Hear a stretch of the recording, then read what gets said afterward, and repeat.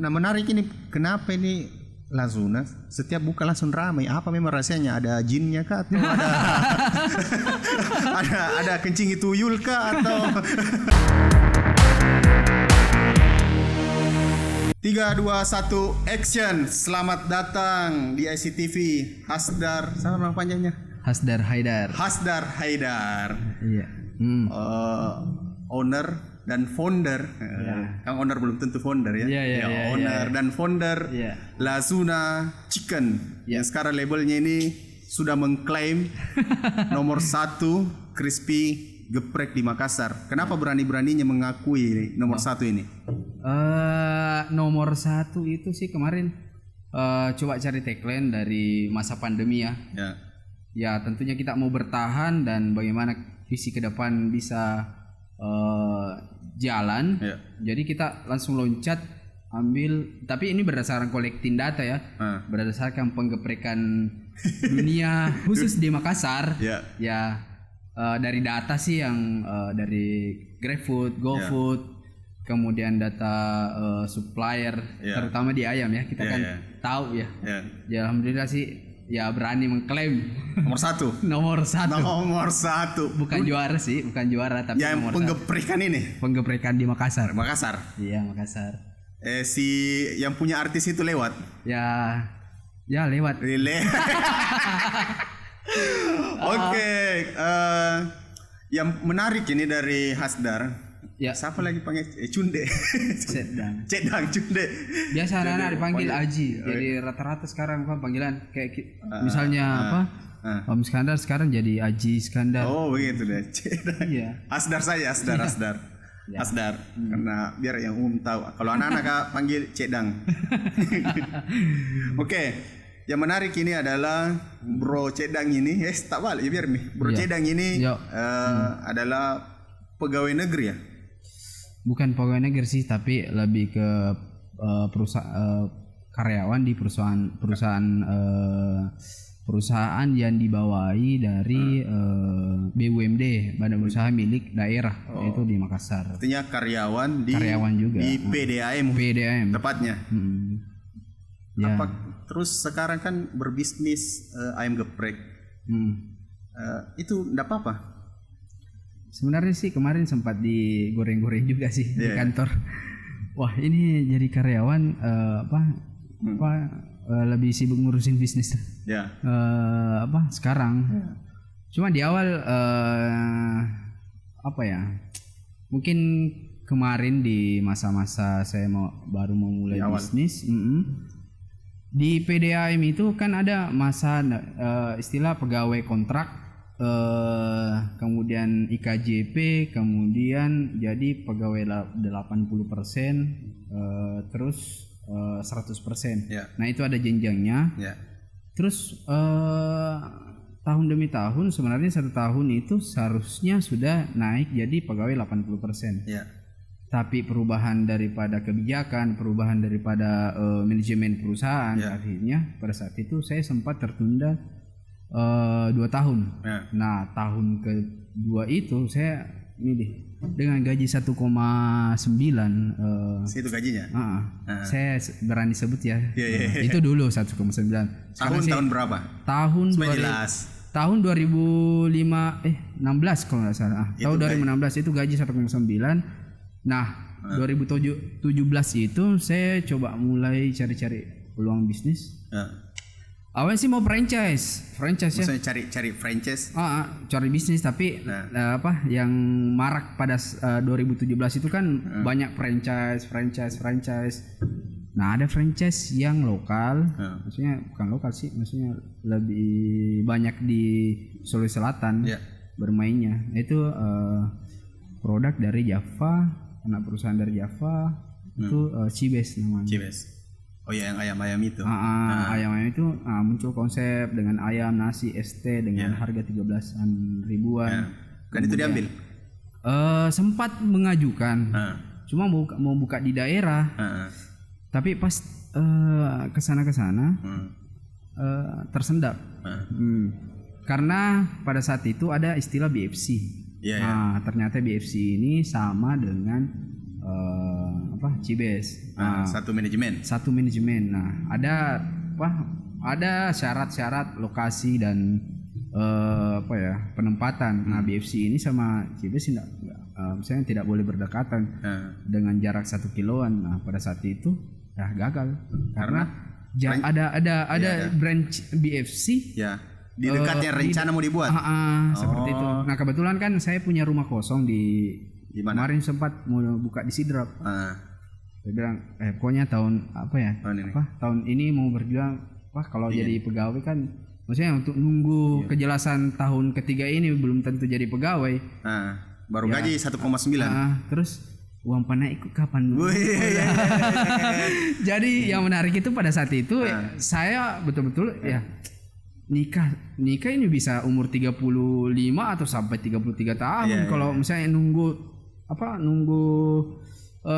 nabung itu pun ya sekarang kan tiap tahun kan naik uang panai. Saya bilang gak harus nih. Jadi alasannya pada saat itu mau berbisnis karena mau kumpul uang panai. Ya lebih tepatnya sih seperti itu. Maksudnya alasan maksudnya basic. Alasan basicnya. Basic karena ya perekonomian ya basic. Inflasi terus ini uang. Tapi kan sekarang alasannya mau menikah pada saat itu. Tapi kenapa sudah terkumpul belum menikah? Pada saat proses bisnis.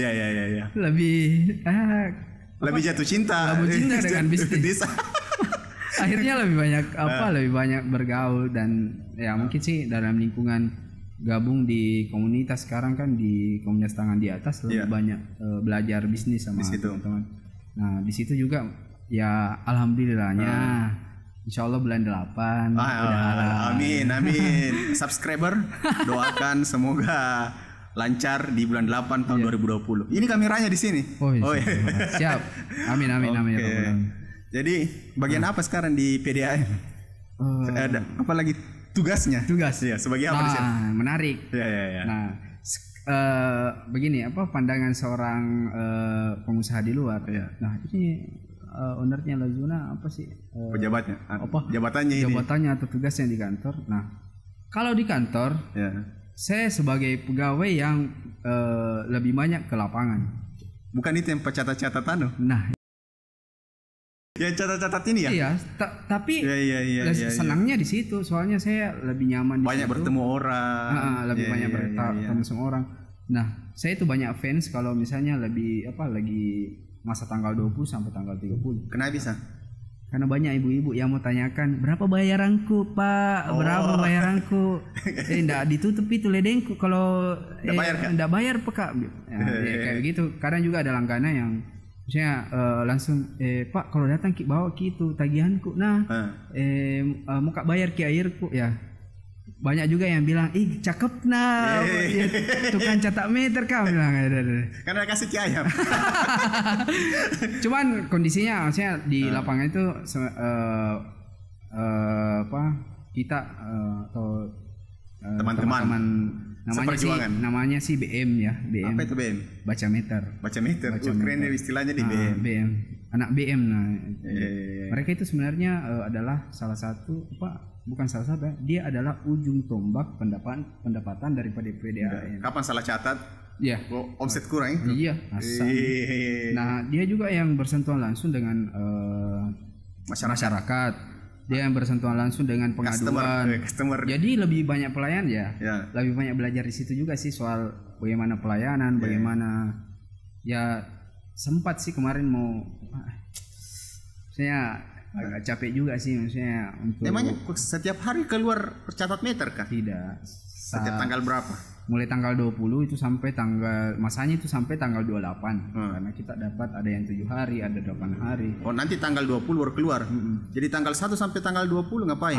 Ada istilah penagihan. Jadi saya dibawa naungan penagihan dan baca meter. Nah, penagihan itu kita tugasnya tanggal 1 sampai 20 pergi menagih. Menagih.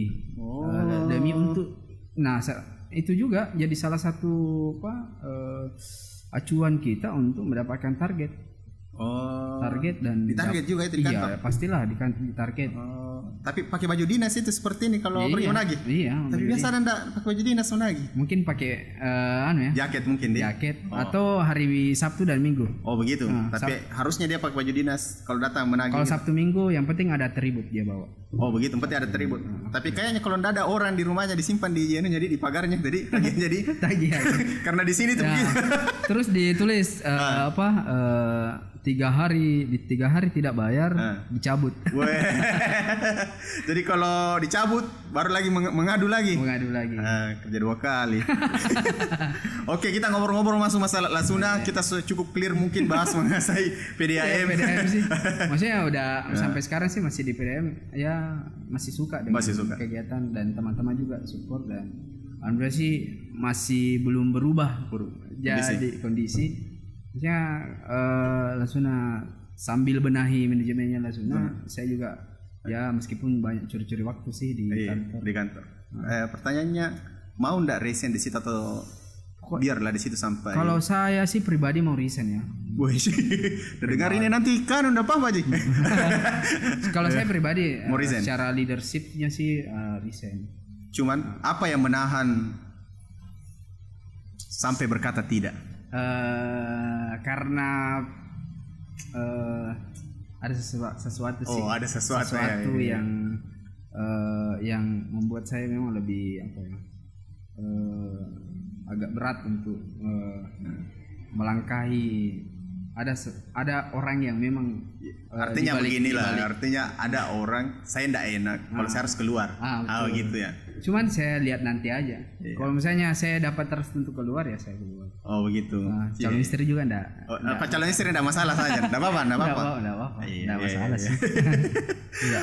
Oke, minimal kan akhirnya istri itu cucian di rumah lancar semua toh. Iya. Kita bicara masalah Lasuna ini. Kenapa namanya Lasuna? Nah, Lasuna. Awalnya tuh sebenarnya bukan brand ini ya yang saya mau naikkan. Jadi ada brand sebelumnya Lasuna? Ada, maksudnya sebelum saya bikin brand ini Lasuna ada brand sebenarnya saya bikin, saya garap bersama dua orang teman. Cuman brand itu maksudnya saya sudah lepas dan sudah dikelola sama teman sendiri. Dan saya bikin brand baru, kemudian manajemen baru. Karena dasarnya saya ngerti, saya paham. Bahkan di awal itu sampai saya harus ke penjual ayam crispy yang di pinggir jalan. Saya datangi semua untuk belajar. Tapi katanya bro ini belajar juga dari Sari Lautnya. Sari Laut sempat sih belajar. Jadi saya tuh pernah bikin sambal Sari Laut. Jadi awalnya jadi dua produk kemarin. Jadi ayam crispy sama ayam lalapan. Nah, saya belajar di situ. Saya belajarnya kemarin di mas-mas penjual di pinggir jalan. Maksudnya Sari Laut. Saya kebetulan ya yang saya catat meteran airnya juga penjual Sari Laut. Karena saya curi-curi ilmu juga di situ. Oh, jadi Mas catat meter tanya-tanya juga di situ nih. Sambil makan juga. Oh, bagus sih Dek, Dek. Ya begitu maksudnya ya. Terus 2000 berapa memangnya itu? 2017 yang brand awal itu. 2017 akhir kita garap bulan 12. Terus launching kita per tanggal 1 Januari 2018. Itu belum Lasuna? Belum. Oh iya. Masih brand titik-titik. Iya. Terus bikin berapa lama? Bikin ya alhamdulillah sih di awal kita tidak pernah rugi sih. Bukan langsung untung itu? Iya, langsung untung. Ternyata saya bilang lebih besar di penghasilan ini daripada gaji ini. Itu maksudnya resepnya didapat itu memang dari karya sendiri, coba-coba trial error terus. Semua usaha saya bikin, termasuk saya belajar. Ada kemarin juga di Brand Ciwes saya juga belajar, salah satu supervisornya, terus salah satu marketingnya. Saya belajar, bahkan teknik menggoreng saya belajar sendiri. Yang awalnya ada saya goreng ayam itu di awal ada itu yang nasi rice cooker yang di bagian dalamnya. Iya. Nah, itu kupakai untuk tempat minyak kan. Minyaknya harus banyak. Saya coba tak satu tak dua. Pokoknya di awal itu gagal total. Pokoknya sampai saya buka brand yang pertama juga itu gagal. Coba berkali-kali itu. Berkali-kali. Bahkan pada saat tanggal 1 Januari itu saya buka. Saya kemarin itu 50 ekor ayam dengan sotak-sotak ya. Sok tahu pokoknya gini saja kan coba saya opening. Pokoknya hajar saja dulu. Nah, pada saat itu semua 50 ekor itu busuk. Bisa. Karena saya nggak tahu misalnya itu ayam ternyata ada masa masih sensitifnya besar. Dia tidak boleh pokoknya harus selalu dalam kondisi di freezer. Nah, ini disimpan bukan di freezer. Nah, di kulkas. Nah, beda temperaturnya kulkas sama. Ternyata ini ayam butuh juga temperatur tertentu supaya supaya fresh. Ini kayak begitu, dibumbui apa semua. Kenapa ini agak lain baunya? Terus pada saat itu modal dari mana itu pada dibuka di situ? Wah, modal patungan. Jadi tabungan gaji selama di PDM. Gaji PDM itu dikumpul. Saya bilang baru habis 50 ekor. Habis 50 ekor. Terus saya bilang aduh. Ini kan pada saat launching ini kan orang sudah bertangan, maksudnya teman-teman ini sudah datang. Pasti kan di awal kan teman dulu yang kita undang coba. Akhirnya kita jual apa? Kan ada menunya kita itu Indomie sama telur. Jadi akhirnya kita jual Indomie sama telur. Padahal bendernya ini ayam. Jadi apa alasannya kau datang orang bilang mana ayamnya? Saya bilang malampi. Habis ya apa lagi? Jadi awalnya buka itu langsung memang habis itu ayam. Kapan waktunya mulai stabil ini ayamnya? Stabil ayamnya pokoknya lama ya, agak satu bulan. Jadi sementara buka sementara masih coba-coba dulu terus. Iya. Pokoknya karena kita misalnya aja dulu. Tes pasar. Sampai ya darahnya daging di ayam itu masih ada pada saat itu. Sampai teman, ini itu teman Ji. Tes rendah dijual gitu. Dari jual jadi sumber darah itu masih gratis. Masih gratis teman. Berapa lama itu di brand awal itu berjalan sampai itu akhirnya selesai? Pokoknya 1 bulan, 2 bulan, 3 bulan itu kita udah untung. Ngeri untungnya lah. Lebih daripada gaji lah. Terus pada saat berjalan 8 bulan kita sudah ada beberapa misalnya kayaknya kita udah enggak aneh.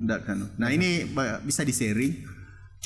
Kan ini banyak orang juga yang baru mulai, mungkin penonton subscriber saya juga banyak.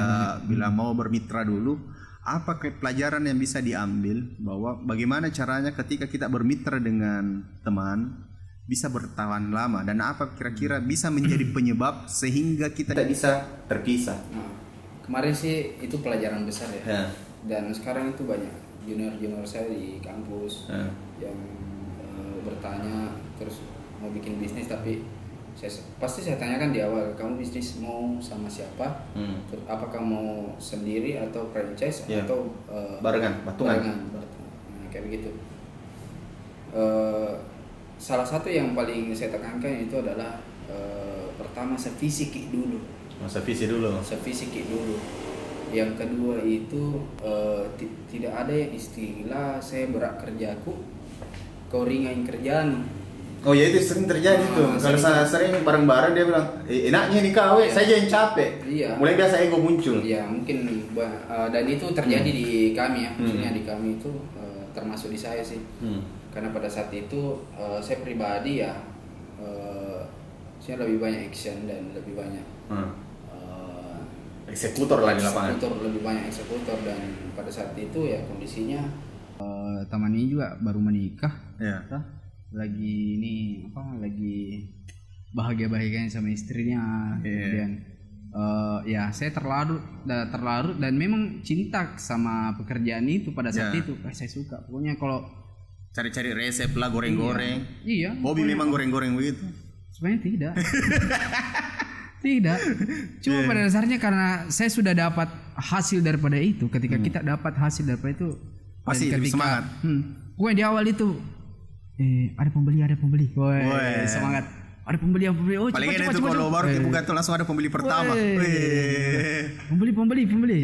Dia di akhir. Jadi kita kan buka dari jam 10 sampai jam 12. Ya. Nah, pada saat itu karyawan masih terbatas. Jam 10 sampai jam 12 Ji? Jam 10 pagi sampai jam 12 malam. Jadi bagaimana atur itu karena lagi kerja? Nah, ada menarik pada saat di awal ya. Jadi kan di awal saya masih pokoknya saya yang masak nasi. Ya. Dan itu belajar dari sok tahu. Ya. Menggoreng ayam berasal dari ya penelitian. Bukan YouTube, bukan. YouTube juga ada. Campur. Iya, campur ini. Campur. Pokoknya semua saya gabungkan. Ya. Dari ilmu yang orang pengalaman lah, orang yang di pinggir jalan, dari YouTube, Google, pokoknya semua mbah-mbahnya ini saya cari referensi. Nah, menariknya pada saat itu saya kan harus absen di jam 7.30. Ya. Dan saya harus berangkat dari jarak rumah itu, jarak outlet itu ke kantor itu sekitar 30 menitan lah. Ya. Jadi saya masak nasi jam 6. Ya. Nasi itu harus masak sebelum jam 7. Ya. Dan pas jam 7. Dan saya ke kantor 7.29 lewat 58. Bayangkan bro, 2 detik lagi saya terlambat di kantor. Jadi tapi pada saat itu saya bilang saya kira berdua aja situ, tidak ada memang yang kan, maksudnya bilang tukang jaga nasi. Itu pagi. tadi maksudnya saya lebih banyak kayak eksekutor. Oh begitu. Dan saya kan kemarin pada saat itu kita kondisinya di lapangan, jadi masih bisa curi-curi waktu di jam istirahat. Jadi pas datang itu telat. Nanti karyawanku sisa ambil itu nasi, pindahkan ke box. Jadi misalnya nasinya sudah selesai, dia sisa kerja yang lain, sisa menggoreng ayam. Jadi selalu tepat waktu sampai di kantor. Lebih banyak terlambat. Nggak ditegur aja. Ya sempat sih dapat teguran juga, cuman bukan teguran tertulis sih. Masih teguran. Biasanya teguran ada namanya teguran bentuk jangan tuh lihat tuh. Iya, cuma kan gaji juga dipotong bro. Oh begitu. Terus sampai jam berapa baru kembali lagi ke outlet? Atau jadi jam absen baru pulang? Enggak, misalnya jam istirahat kadang juga begitu bro. Maaf ya. Kalau tidak ada pencatatan tuh sudah selesai itu. Iya. Untuk kami bosku yang sekarang. Sudah ganti bos ya? Ganti bos. Jadi pada saat itu di awal jam 12 itu lebih banyak ke jam makan siang itu saya pasti kembali karena kan jam sibuk di sana. Jadi saya kerja bantu kerjaan sih. Kadang 1:30 baru kembali ke kantor lagi. Terus jam 4 saya sudah harus berada di lokasi lagi. Di outlet lagi. Jadi itu sampai jam 4 sampai jam 12 malam. Jam 12 malam sampai jam 2. Jam berapa bangun mulai start untuk aduk-aduk nasi? Pokoknya jam 5. Jam 5 begitu. Saya harus sudah standby. Jadi pada saat itu kalau saya masih ingat saya yang harus ke pasar beli bahan, beli ayam. Kalau ayam sih sudah diantarkan, ada yang antarkan memang. Ya pada saat itu ya suka dukanya itu. Pokoknya pada saat itu kondisi baju saya yang kayak begini putih-putih. Sampai di sepatu saya itu putih-putih. Karena apa kasih bikin putih? Karena tepung. Jadi setiap malam itu pasti saya yang goreng. Goreng terus kita kan ada geprek ya, saya yang geprek. Jadi resep di awal juga saya yang bikin. Kemudian belajar kemudian masuk di beberapa teman, kemudian masuk di komunitas. Di komunitas itu banyak belajar bahwa bisnis itu seperti ini. Nah dari situ kan sekarang ya lagi perbaikan manajemen sekarang.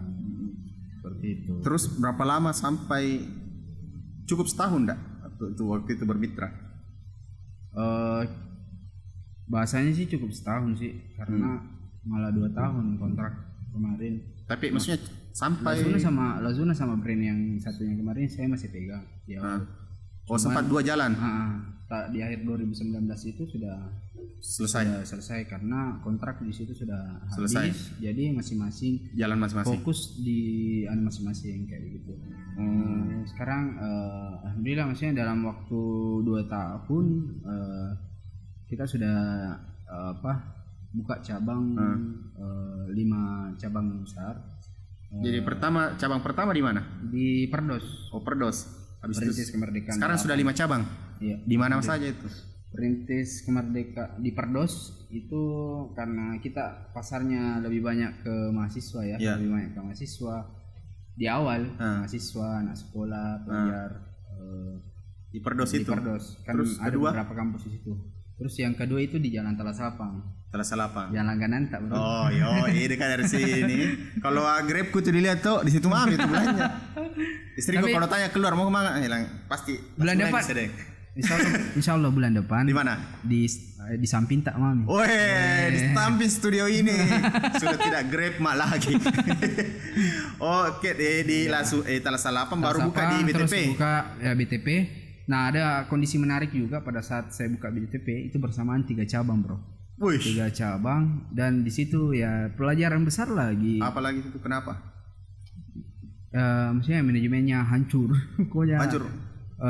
Ada satu outlet yang tutup pada saat itu. Jadi pada saat itu ada Todok Puli, cabang Todok Puli, BTP sama Perintis 7. Nah Perintis 7 itu berdampingan dengan brand yang satunya. Tutup juga itu. Ya, enggak, maksudnya masih jalan itu yang dekat. Nah, yang tutup itu yang di Todok Puli. Ya, saya lihat itu yang dekat lampu merah ya. Ya, akses betul-betul karena kita rukonya teman, kemudian kita cuman kasih fee sama bagi hasil saja. Kita coba-coba juga sih maksudnya seperti itu. Nah, kenapa tutup? Akses, bro. Akses. Memang tidak bagus. Tidak bagus penjualan di situ. Bagus.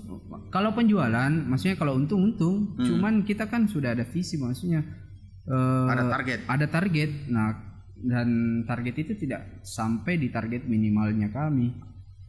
Akhirnya kita dalam waktu 1 bulan buka.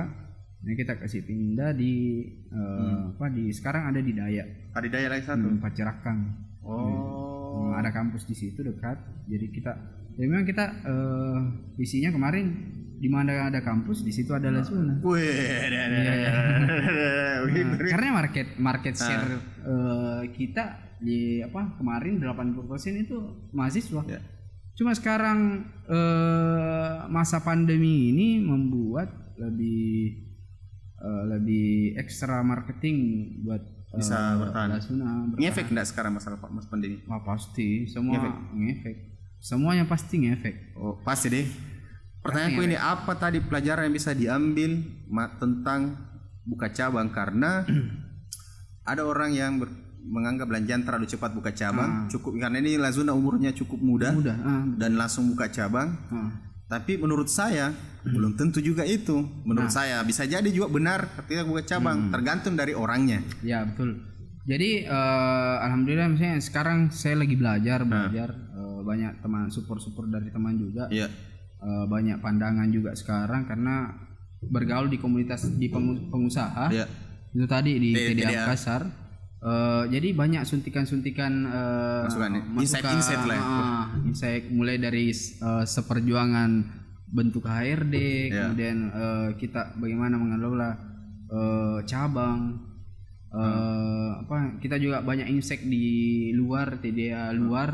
Karena kemarin saya sempat di Surabaya, saya lihat maksudnya di sana memang mereka harus kejar-kejaran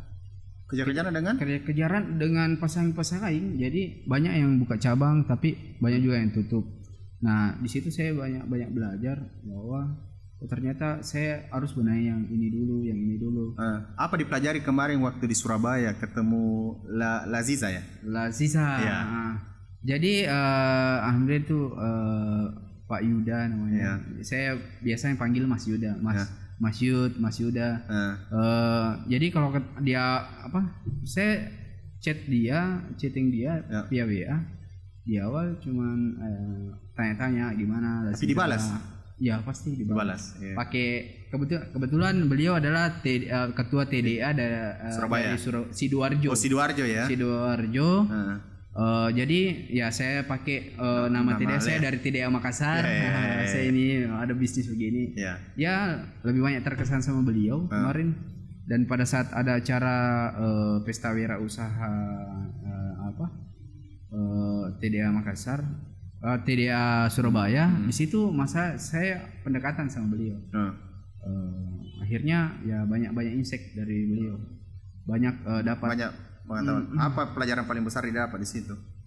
Lebih banyak saya bentuk tim dulu. Oh, tim dulu yang penting. Sistem dulu, tim kemudian bagaimana edukasi GrabFood sama GoFood juga. Bagaimana teknik pengambilan data customernya dia. Pokoknya luar biasa. Luar biasa caranya. Nah, ini kan masalahnya biasa banyak cabang itu biasa mulai dikacau pembukuan keuangan. Betul. Kedua, paling sering juga terjadi adalah SDM. Nah, itu yang terjadi sekarang maksudnya yang sedang kita hadapi. Makanya kita kemarin di masa pandemi kemarin itu betul-betul kita kehilangan customer 50% itu. Turun 50%. Turun 50%. Bagus, Ji. Itu biasa 80%, 70%. Iya. Maksudnya dalam kondisi itu alhamdulillah 50% itu cuma hebat sebenarnya itu. Ya, termasuk hebat karena kita kegiatan sebenarnya di awal itu sampai masuk ke angka 70%. Tapi ya beriring dengan itu kita bikin strategi jadi fokusin di marketing. Jadi ya pada saat di situ kita fokus dia pengembangan SDM, kemudian pengelolaan SDM, kemudian bentuk tim orang-orang yang bisa kita andalkan dan bisa kita jadikan sebagai leader di timnya. Banyak PHK pada saat itu? PHK sih tidak, cuman kita pakai sistemnya shift. Jadi bulan ini masuk ini, atau minggu ini bulan ini masuk ini. Pokoknya bagaimana mereka banyak yang mempangkas apalagi. Kecuali mereka yang mengundurkan diri karena takut karena COVID, karena kita mau bertahan. Kalau mereka tidak mau bertahan ya silakan kita tidak paksa. Nah, pada saat itu kan memang kondisinya orang banyak butuh kerja. Banyak yang banyak juga butuh uang. Iya, karena pada saat itu kan pandemi betul-betul menguras perekonomian. Habis ini deh. Iya, menguras. Tapi tidak minus, Ji. Alhamdulillah tidak. Oh yes, minimal tidak minus. Orang saja nol saja syukur nih. Alhamdulillah bisa profit sih. Masih profit gila. Masih bisa kasih THR karyawan juga. Terus kan ini kan banyak cabangnya ini Lasuna. Belum banyak. Cukup nih. Lebih daripada cukup. Dibanding harus perbandingannya dibanding dengan gajinya yang sekarang. Bagaimana caranya sekarang mengelola keuangan yang lebih itu? Apakah memang metodenya tetap buka cabang atau main di permainan yang lain? Kemarin kita belajar kalau kemarin sempat mau memutus rantai, kemudian mau mainkan supplier. Cuman pada saat itu kita maksudnya mau menjadi maksudnya kita mau di ayam itu kita mau main ayam sendiri. Ya, memelihara ayam sendiri begitu. Kan cukup cari lahan toh baru kerjasama dengan. Iya, cuman ya maksudnya bebannya lebih banyak di menguras tenaga. Jadi kita pilih perbaiki manajemen dulu sistem, kemudian pengelolaan keuangan juga sementara kita mau ini kan kemarin saya belajar baca bukunya bagaimana membentuk tim. Nah, di sekarang kita ini lebih fokus di uangnya untuk tim. Iya. Maksudnya kan ini uang berlebihnya nih saya tanyakan. Memang untuk berlebih uangnya sudah lebih ini toh, lebih daripada cukup lah. Diapakan itu? Selain dipakai untuk persiapan nikah di bulan 8. Diapakan gitu sisanya? Maksudnya ada pikiran main di permainan lain, misalnya nginvest di verifikasi bisnis kalau untuk saat ini kita belum ada sih. Maksudnya kita masih fokus di bagaimana kita penambahan titik, karena kalau kuliner itu pasti kalau tidak buka cabang itu tidak bertambah omset. Jadi caranya naikkan omset buka cabang? Ya, salah satu. Nah, menarik ini kenapa ini Lazuna setiap buka langsung ramai. Apa memang rahasianya? Ada jinnya kah atau ada kencing tuyul kah atau Bismillah. Bismillah saja. Okay, Bismillah. Alhamdulillah sih, maksudnya produknya diterima ya. Produknya diterima dan banyak sudah tahu. Kemudian di GrabFood juga sempat kita memang salah satu di tahun 2019 kita di pemain ayam yang paling bagus trafficnya, bukan yang paling besar ya, maksudnya yang paling bagus trafficnya. Nah, beda kah yang paling besar omsetnya dengan paling bagus trafficnya? Beda. Karena trafficnya atau jumlah transaksi maksudnya beda. Jadi kami kemarin dapat penghargaan daripada GrabFood di Makassar. Jadi kita ada kategori. Kemarin ada kategori cemilan, minuman, kemudian makanan. Di ayam, alhamdulillah ayam 2019 kita terpilih sebagai best merchant di tahun 2019. Mungkin mereka melihat dari kalau secara omset sih ya ada yang lebih besar daripada kita. Pertanyaannya, apakah penjualan Lazuna sudah mengalahkan penjualannya KFC dan McD? Wow, belum lah. Beda apa? Beda sesi. Maksudnya beda apa dia? Apa perbedaannya di mana, Ki? Ya mereka ya tentunya kan pertama itu pemain besar ya. Terus market share-nya mereka semua kalangan, kemudian menengah ke atas, kemudian lebih banyak ke style. Tapi tidak ada begini. Kemarin kan barusan kita taping bersama, namanya Firman Hatibu adalah desainer Makassar, tapi orderannya di luar negeri. Bahkan kalau kita Star Corel Draw, dia yang di hasil karyanya itu yang ada muncul pertama. Pada orang Makassar. Pesannya adalah kita ini kebanyakan adalah berpikir lokal, takut bersaing secara global. Nah, apakah Lazuna sudah siap berani bersaing dengan KFC dan McD? KFC dan McD kita anggap kami beda kelas. Oh, beda kelas. Nah, ada juga memang brand yang sekarang yang brand nasional, kemudian ada juga brand-brand yang model bisnisnya sebut saya yang kayak misalnya yang nasional itu kayak Hisana. Hisana kan Bensu, terus Juara. Kalau Juara kayaknya masuk juara di sini Makassar ya? Makassar. Cuman maksudnya agak-agak beda ya daripada mereka yang pada intinya brand yang sekarang yang paling kalau nasional menurut saya itu yang sekelas saya. Itu kelas Lazuna. Asik. Itu lebih ke Hisana kita. Bagaimana bisa kita menjadi lebih daripada itu? Iya, karena mereka sampai di lorong-lorong itu ada. Lazuna apakah mau melakukan hal yang sama? Nah, basicnya kita modelnya kita hampir sama sih dengan geprek bensu kemarin. Modelnya ya hampir sama. Cuman di bensu itu lebih fokus di geprek.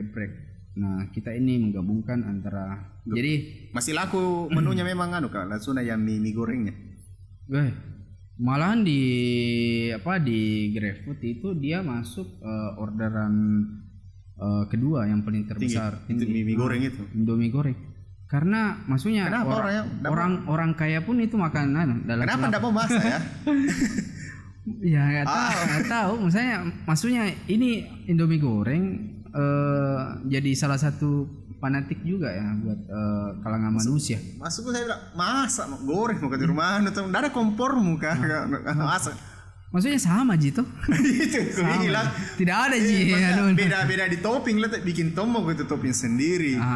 Apa kira-kira saya kemarin khawatirnya begitu. Maksudnya dia bikin ayam sendiri, kemudian masa pandemi kan lebih banyak kita bagaimana di rumah aja masak sendiri, kemudian kayak lagi tahan uang untuk beli. Ternyata ya kebiasaan bukan malas sih, kebiasaan kita auto lapar, auto pesan itu. Oh begitu. Malas untuk sudah malas bergerak mager ini. Jadi datang GoFood, GrabFood, atau langsung ke takeaway ke tempatnya itu lebih banyak. Yang mana lebih laris kah di itu Grab sama GoFood atau langsung di store? Kami fokus di store. karena dengan tapi yang mana lebih laris? Di store. Oh. Makanya pandemi kemarin itu kita anjlok karena lebih banyak kan makan di tempat itu tidak boleh, terus lebih banyak take away. Terus pada saat masa pandemi kita dapat pelajaran besar lagi, dapat musibah kebakaran di salah satu outlet. Itu saya mau tanyakan, tapi tidak selesai pertanyaanku tadi tentang apa yang bikin rame selalu setiap buka. Itu maksudnya lebih ini produknya diterima. Produknya diterima, harga dengan harga ayam nasi ST. Perkiraan cuma harga 12.000. Dengan harga 12.000 ayam nasi ST sudah dapat. Oh iya. Mereka sudah makan. Dan standarisasi ayam yang kita bukan juga ayam yang abal-abal lah. Maksudnya tepunya yang besar, enggak. Kita ada isi memang. Lebih banyak isi. Isi. Jadi kita tidak sama dengan yang di pinggir jalan. Di pinggir jalan itu mereka kan pakai adonan yang memang banyak tepungnya, banyak tapi tepungnya. Kurang isinya. Oh, itu sampai bisa diterima. Iya. Nah, ini sekarang Hasdar ini dia juga aktivis di TDA sekarang yang TDA Peduli ya. Ikut kemarin TDA Peduli ikut membantu apalagi orang yang terkena dampak Covid ini. Tapi di tengah perjalanan sementara membantu membagikan beras, Lasuna di Talas Salapan di tempat sering saya pesan itu terbakar. Padahal itu hari saya pagi-pagi pokoknya pagi atau kapan itu saya dapat beritanya ada terbakar tempat makanan dan dia tidak sebut Lasuna tempat makan di Talas Salapan. Saya tutup. Nanti malamnya baru si Iping posting di Facebook, baru pula wih Lasuna terbakar. Bagaimana apa gitu terguncang seperti apakah pada saat itu? Ya betul-betul kondisi itu saya terdiam pada saat kondisi kebakaran itu betul-betul di sana kondisi pandemi sudah masuk pandemi. Dan saya syukurnya kemarin saya lebih bersyukur karena tidak ada yang menjadi korban jiwa. Jadi langsung kayak merenung begitu di merenung terus lebih banyak. Dan pada kondisi itu yang menggerakkan saya lebih banyak mungkin saya harus lebih banyak berbagi ya. Bersedekah. Ya lebih banyak itu karena marketing langit itu lebih jauh afdolnya ya. Pada saat itu betul-betul saya terdiam dan pada saat itu banyak support daripada teman-teman, bahkan dapat video dari Anca Ikram Nur, pemainnya Wam Panahi, dia sempat kasih video, dia kasih support buat Lasuna Talas Salapan dan alhamdulillah 1,5 bulan daripada sekitar 1,5 bulan lah. Alhamdulillah kita bangkit kembali dengan tapi 1 bulan berarti tutup pada saat itu setelah terbakar. Nah kebetulan kita kan ada Lasuna Express. Lasuna Express itu memang lebih banyak membantu Lasuna Talas Salapan. Karena pada saat itu kondisinya betul-betul kita memaksimalkan pelayanan. Banyak komplain masuk, terus bagaimana kita kalau lihat komplain. Nah kita kalau komplain, alhamdulillah pada saat Lasuna Express itu berdampingan dengan Lasuna Talas Salapan itu baku dekat di situ, tidak satu ruko. Tidak satu ruko, cuman baku dekat. Satu yang memang dia online. Pokoknya Lasunanya GrabFood di situ. Jadi GrabFood tuh di sana. Oh di situ. Pokoknya Grab tapi dia tempatnya ada juga ruko begitu. Tidak, lebih ke kios dia. Food court. Kios. Jadi kita memang untuk bantu kemudian yang food court di belakang itu ya di Talas Salapan itu ada bagian depan. Ada di bagian depan itu food court memang. Tapi sekarang kita itu kemarin kita hentikan dulu di Express, kemudian kita fokus banget ke Lasuna Talas Salapan. Nah pada saat masa perbaikan Lasuna Express kita aktifkan. Nah di situ tekan. Berapa lama recover baru buka? Buka di Express. Bukan, yang Talas Salapan habis terbakar. Itu sekitar 1,5 bulan. Kita pokoknya kita genjot dan pada situ kita punya semangat baru. Kita punya semangat baru dengan new konsep. Kemarin kita launching dengan new konsep, new menu, Ada konsep baru lagi. Lebih ke lebih banyak ke suasana makanannya. Dindingnya kita rubah. Oh, suasananya di situ deh. Kemudian menunya kita perbaharui. Ya, lebih banyak supaya bagaimana betul-betul fresh. Refresh, dan itu kemarin kita launching new menu, new normal. Pastongnya new normal. Pastongnya new normal. Nah, kayak new normal. Nah, pada saat itu kita juga launching kita ini harus, kan ini kita sudah bertahan di masa pandemi. Kenapa dan tidak? Ini masa pandemi. Terus untuk ambil positioning apa yang bisa kita ambil supaya kita ini tetap punya maksudnya kondisi tim kita itu bertahan. Nah, kita berani ambil nomor 1 crispy geprek di Makassar dengan konsep crispy geprek ya, geprek ya. Bukan geprek ayam lalapan. Bukan Kalau crispy geprek memang sesuai daripada data-data yang sudah kita ambil nomor 1 memang. Nomor 1 Ki. Ini fakta. Silakan dicek saya. Silakan dicek. Oke, pertanyaan begini, bagaimana menurutmu tentang pizza dan KFC yang tiba-tiba ini brand, kan tadi dianggap ini KFC dan pizza yang brand atas, dia sekarang langsung turun ke lapangan, ke pinggir jalan KFC, pizza pun itu sudah ada di mana-mana yang 100.000 4 itu. Potong. Kenapa Lasuna tidak melakukan hal sama? Bagaimana menurutmu? Pada kondisi itu istilahnya bisnis itu kan berlevel-level. Langit berlevel-level. Mereka itu sudah di langit di atas. Dan anginnya kencang. Berarti kencang sekali di atas ini. Dia angin kencang itu di atas maksudnya lebih bahaya. Nah, kita ini di bawah turun juga sih, maksudnya tumbang juga, cuman enggak sesakit tumbangnya, kan mereka langsung tumbang betul. Jadi termasuk tumbang ini menurut mereka? Mereka maksudnya turun gunung. Turun gunung. Tapi kalau Lasuna tidak melakukan itu. Lasuna tidak melakukan itu. Kenapa? Karena fokusnya kita basicnya kita bagaimana bertahan di kondisi yang ada sekarang. Jadi kita maksimalkan. Kita juga bukan melakukan hal-hal yang maksudnya super aktif. Cuma ekstrim memang dia Ekstrim. Nah, itu kan mereka branding. Justru dengan melakukan seperti itu mereka brandingnya lebih naik. Oh, begitu. Iya. Bukan malah turun. Bukan, karena dibicarakan. Oh, itu. Lebih teknik marketingnya mereka dibicarakan. Kalau Lasuna melakukan itu kayak biasa, jadi. Iya benar. Biasa sih. Iya, di bawah aja komen. Ya kalau dari atas mereka jatuh ini. Ngeri. Bisa jadi juga itu ya. Tapi mereka maksudnya saya banyak belajar dari mereka. Jadi mereka tetap kuat dengan kondisi pandemi, dengan kondisi orang kondisi orang tidak, lebih pendapatannya mereka lebih ke offline. Saya banyak belajar karena saya lebih banyak fokus memang di offline. Iya, GrabFood sama GoFood. Banyak sih yang punya pandangan, Lasuna itu besar di Grab. Ini enggak. Maksudnya enggak tahu Naji. Lihat kok datang kok di tempat kok.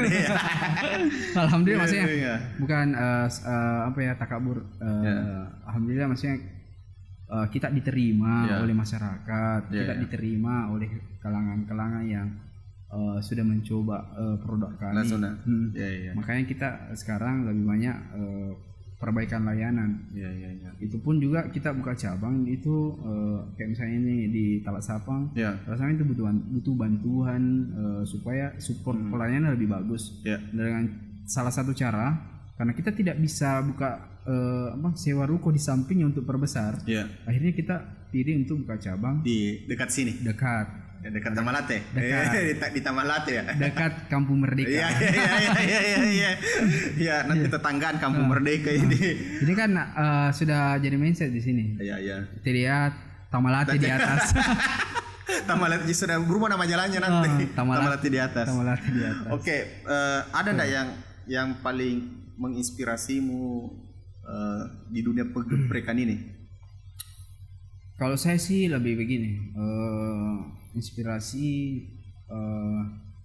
saya tuh lagi senang ketika produk saya dinikmati masyarakat. Brand ada enggak brand yang menjadi inspirasi Lasuna? Brand untuk Lasuna sih lebih banyak di luar. Oh, lebih banyak di luar. Itu salah satu juga Hisana. Apalagi? Hisana, KFC beda kelas ya. Beda kelas jauh. Hisana, kemudian salah satu juga yang saya banyak kemarin itu geprek bensu. Geprek bensu dengan metode luar biasa, bisa melakukan ekspansi secepat mungkin. Di samping daripada nama Ruben Onsunya, tapi memang mereka lebih maksudnya lebih dia kalangannya di bawahnya KFC memang. Maksudnya kalangannya di bawahnya sedikit saja. Tidak sih. Jauh memang. Agak jauh. Karena harga jauh murah ya. Ya, harga juga murah. Tapi masih lebih murah di Lasuna sih. Masih lebih bagus Lasuna, bagus dan murah. Bagaimana menurutmu sekarang dengan konflik si Bensu ini? Bensu. Saya cuma mau berada di antara mereka ya. Cuman Bensu ini saya lihat maksudnya salah satu inspirasi juga buat penggeprekan di Indonesia. Bahkan mereka sudah go internasional. Pertanyaannya gini, bagaimana menurutmu tentang konflik brandnya ini sekarang yang Ruben Onsu ini gagal di mahkamah ini, apalagi pas mengajukan masalah hakinya itu. Bahkan kalau untuk ini sebenarnya saya tidak mau Nggak mau campurin. Nggak mau komentaran. Cuman pelajaran apa bisa diambil dari situ? Pelajarannya di situ adalah memang kita harus memperhatikan branding ya. Market kita, kemudian kalau di awal kan bisnis kita belum ada pikiran untuk ekspansi lah, untuk bikin merek yang maksudnya. Saya dulu. Pribadi saya tidak pernah sangka bahwa saya bakalan ada cabangku, ada cabangnya sekian deh. Saya bilang ternyata banyak hal-hal mendasar selain daripada produk, kita harus patenkan yang namanya brand. Patenkan betul haki, didaftar di Dirjen Haki ya. Itu pun prosesnya lama.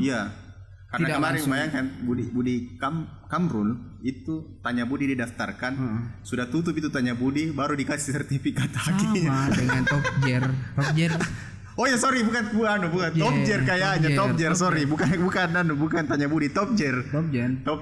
Dan memang nanti sudah tutup baru ada hakinya. Cuman pada saat kita sudah daftar itu orang sudah tidak bisa daftar.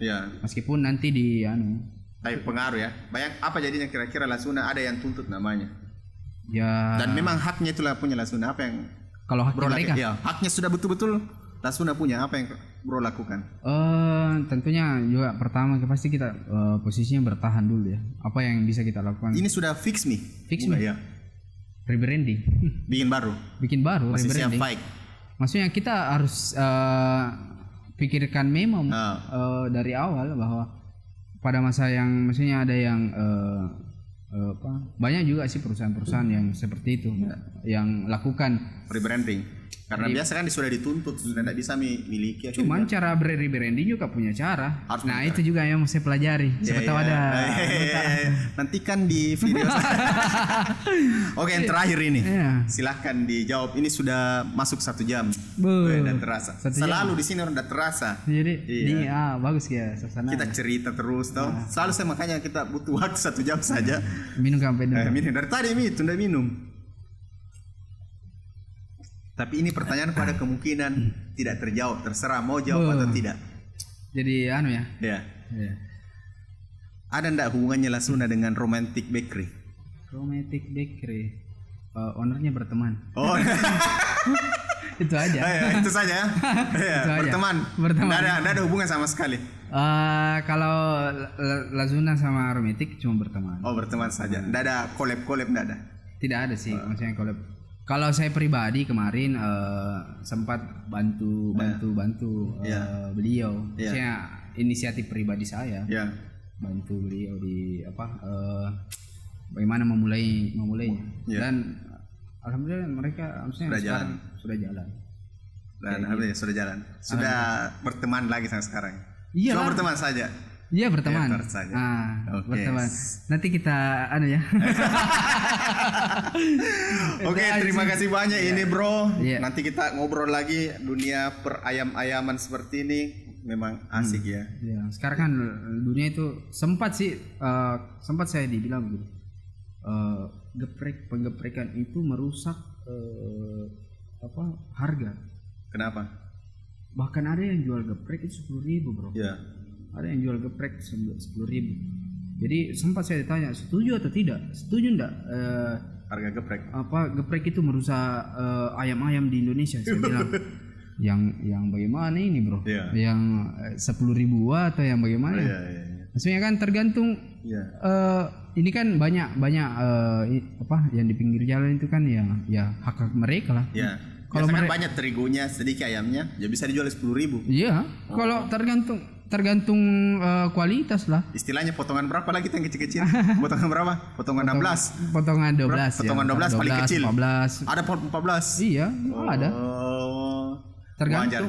Tetap untuk 10.000 tadi. Tetap. Iya. Rata-rata. Oke. Terima kasih banyak sampai di sini ICTV sudah 1 jam. Assalamualaikum warahmatullahi wabarakatuh. Iya, salam kolaborasi untuk negeri. Iya.